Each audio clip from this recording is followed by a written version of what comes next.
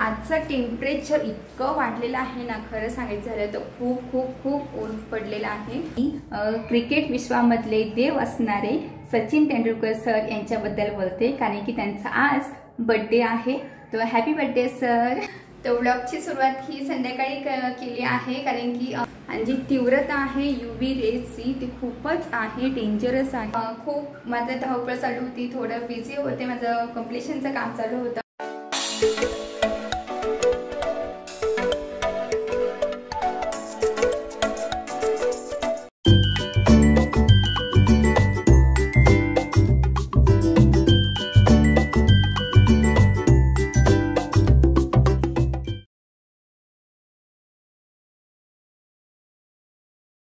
Hello family, कसे आहात? मजेत ना? तर आज मी ब्लॉग सुरू केला आहे।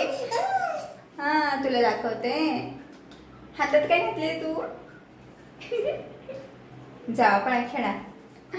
तो ब्लॉगची सुरुवात ही संध्याकाळी केली आहे, कारण की खूप माझं धावपळ चालू होती, थोडं बिझी होते, माझं कंप्लीशनचं काम चालू होतं, त्यामुळे संध्याकाळची सुरुवात केलेली आहे। आणि गुड इव्हनिंग टू ऑल आणि most welcome to our channel.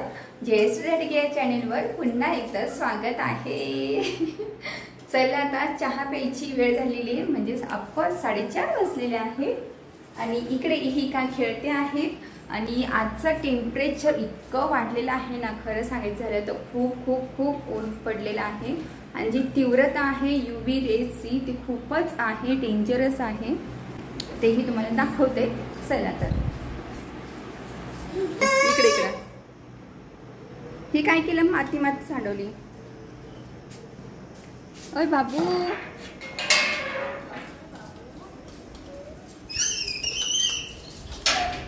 तो खूप डेंजर असं वातावरण एकदम चांगलं आहे, क्लीन आहे, पण तीव्रता खूपच डेंजर आहे। डोळ्यांना आग त्रास होतो याचा, आणि स्किनसाठी तर खूपच डेंजर आहे। तर तुम्ही पाहू शकता माझ्या चेहऱ्यावर किती ऊन पडलेले आणि त्याची तीव्रता। आजा बाबू। तर समोर भाभी आहे, त्यांची छोटीशी क्यूटसी मुलगी आहे काव्या। तर बाबूच म्हणतो आम्ही, तर सगळेजण ते लहान काय माहिती, ते सगळे लहान पोरांना बाबू, मुलगी असं किंवा मुलगा, बाबू बाबू म्हणून हे करत असतात। आता मी घेणार आहे चहा, तर चहा ठेवते आणि मग तुमच्या संग बोलते।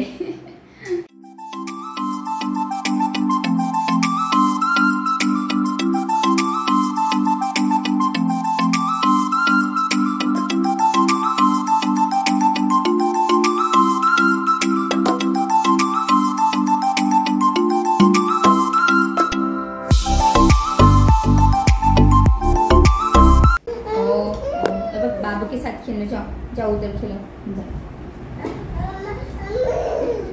मैं भी इसका बहुत वीडियो बनाती हूँ, घर वाले बाबू।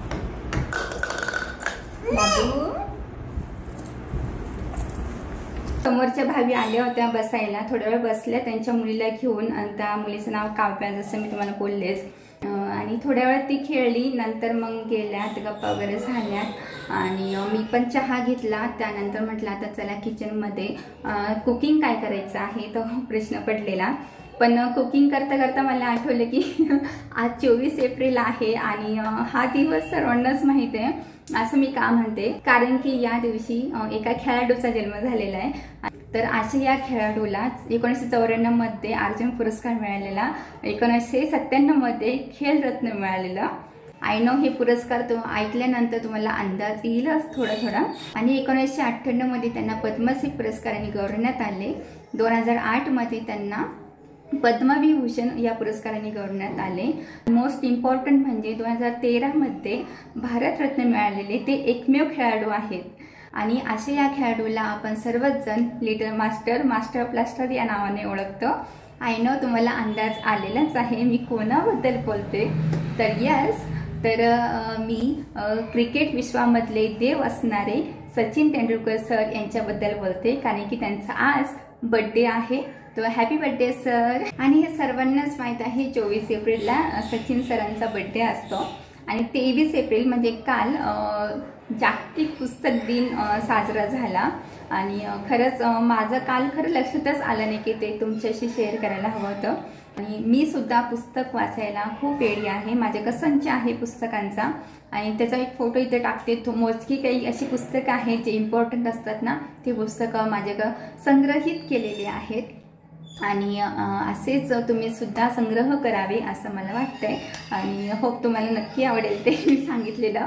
कॉलेजमध्ये होते ना, स्कूलमध्ये सुद्धा एक पिरियड असायचा वाचनाचा, तर त्यावेळेस सुद्धा मी खूप छोटी मोठी पुस्तकं वाचलेली. कॉलेजमध्ये गेल्यानंतर सुद्धा अशी खूप मोठे मोठे आणि त्यातले त्यात मला एक आठवतं की मृत्युंजय ही कादंबरी खूप मोठी, ती सुद्धा मी वाचून काढलेली. लायब्ररीमधून असे पुस्तक घ्यायचे आणि वाचायचे. तर काल माझ्या लक्षातच नाही आलं तुमच्यावर हे शेअर करावं, पण आज म्हटलं चला तुम्हाला सांगते.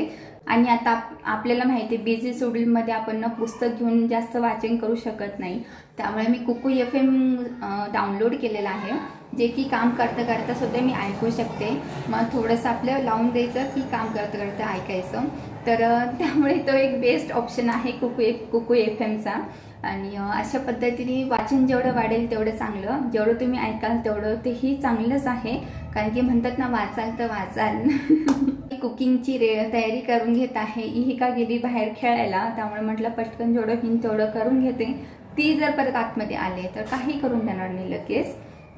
आता काय कुकिंग करावं, चला मी ठरवते आणि तुमच्याबरोबर शेअर करते. खूप विचार केल्यानंतर ठरवलं आलू पराठा करायचा आहे आणि इकडे आता बटाटे धुवून मी कुकरला लावून देणार आहे. आणि आपल्या लेडीजच्या बाबतीत हा प्रश्न पडतो, सकाळी दुपारी संध्याकाळी काय भाजी करायची आणि त्याच भाज्या खाऊन कंटाळा येतो. मग बटाट्याची भाजी, कडधान्यांची भाजी नको वाटतं खायला त्या भाज्या. मग म्हटलं थोडंसं वेगळं काहीतरी पराठे वगैरे बनवूया. चला तर मग आता पराठेच बनवणार आहे. आता कुकर लावून देते, गॅसवर कुकर ठेवून देते. अजून तरी इहिका छोटे आहे, त्यामुळे जास्त हट्ट करत नाही की मला हेच खायचं आहे तेच खायचं आहे, की नखरे करत नाही की मला नाही आवडत हे, मला हे आवडतं ते आवडतं. त्याबद्दल मी खरंच भाग्यवान आहे. अजून मोठी झाल्यानंतर काय सांगता येत नाही, टेस्ट चेंज होत असते. त्यामुळे बघूया पुढं. आता इकडे मी पीठ मळून घेते आणि बाकीची तयारी करून घेणार आहे. जास्तीचं पीठ मळून ठेवणार आहे कारण की उद्या इहिकाच्या बाबाला लवकर जायचं आहे. मग डब्याला पण होईल आणि खायला पण होईल. आणि त्याचबरोबर आले लसणाची पेस्टसुद्धा करून ठेवणार आहे कारण की उद्याचा प्लॅन आहे की हिरवी मुगाची भाजी करायची आहे. त्यासाठी मग सकाळीच मी वाटण करणार नाही, तर आत्ता आदल्या दिवशीच करून ठेवते. आणि हे बेस्ट ऑप्शन आहे. अतिघाई असेल, गडबड असेल तर आपण हे असं करू शकतो, आधीच तयारी करून ठेवायची. तुम्ही सुद्धा असंच करता का? कमेंट करून मला नक्की सांगा.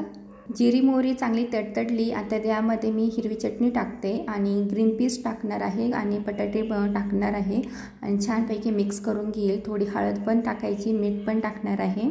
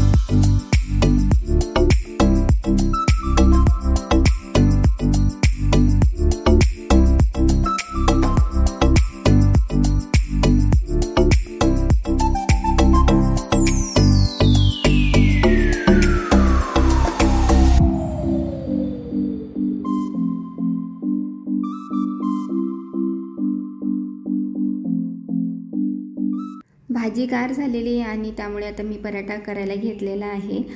जसं आपण पुरणाची पोळी करण्यासाठी कसा उंडा तयार करतो, सेम तसंच इथे पण करायचं आहे.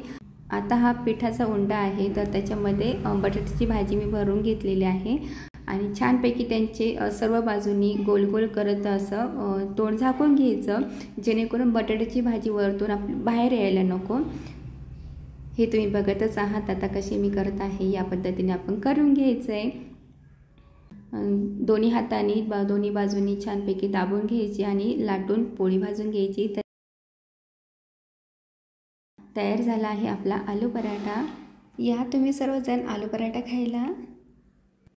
येथे थोडीशी भाजी शिल्लक राहिली आहे तर मी फ्रीजमध्ये ठेवून देणार आहे आणि जास्तीचं पीठ आहे ते डब्यात भरून ते सुद्धा फ्रीजमध्ये ठेवून देते। आता स्वयंपाक तर झालेल्याचे, मग आता सरसी मी आता किचन साफ करून घेते, गॅस शेगडी सुद्धा क्लीन करून घेते आणि क्लीन करून झाल्यानंतर जेवायला बसू। असं केल्याने पटकन कामं उरकली जातात आणि जेवणानंतर थोडासा आळस येतो की नको करायला काही जास्त पटकन काम उरकत नाही आपलं। मग फक्त भांडे राहतात, तेवढेच भांडे घासायचे असतात, मोजकेच भांडे राहतात आणि ते पटकन होऊन जातात। त्यामुळे आपल्याला आळस येत नाही, कंटाळासुद्धा येत नाही आहे। मग मला सार जरा नको सार मला सार हे या हाताने दे चमचेनी। तर मस्तपैकी आईस्क्रीम खाल्ली आहे आणि गरमच इतकं होतं तर त्यासाठी म्हटलं चला आता थोडं आईस्क्रीम खाऊया तर बरं वाटेल। आणि यस, असा हा ब्लॉग होता छोटासा। आय होप तुम्हाला नक्कीच आवडेल। आवडलं तर लाईक करा, शेअर करा, कमेंट करा आणि चॅनेलला सबस्क्राईब करा। भेटूया पुढच्या व्हिडिओमध्ये, तोपर्यंत सर्वांनी काळजी घ्या। Bye bye.